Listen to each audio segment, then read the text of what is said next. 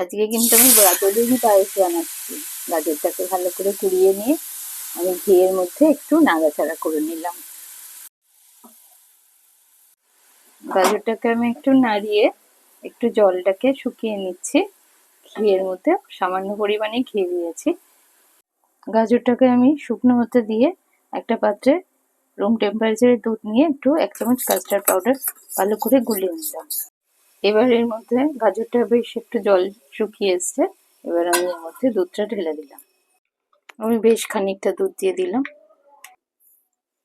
এবার আমি এর মধ্যে স্বাদ অনুযায়ী চিনি অ্যাড করে দিলাম। স্বাদটা ব্যালেন্স করার জন্য আমি 1 চিমটে নুন দিয়ে দিলাম।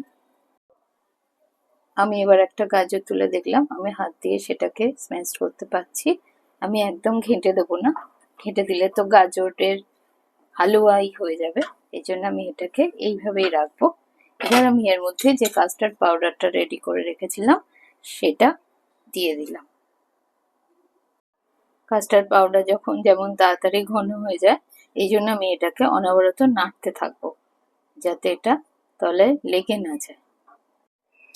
এবার আমি ওপর দিয়ে কাজু বাদাম, আমন্ড, যা আমার ঘরে ড্রাই ফ্রুটস ছিল সেটা একটু গুঁড়ো করে ছড়িয়ে দিলাম, আর একটু কিশমিশ ছড়িয়ে দিলাম। ব্যাস, রেডি হয়ে গেল আমার গাজরের পায়েস। আমি এটাকে এখন ফ্রিজে রাখবো ঘন্টাখানেকের জন্য।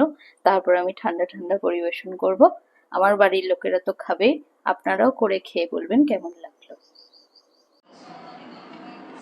দেখুন কি সুন্দরভাবে আমার গাজরের পায়েস রেডি হয়ে গেছে, কতটা ঘন হয়ে গেছে।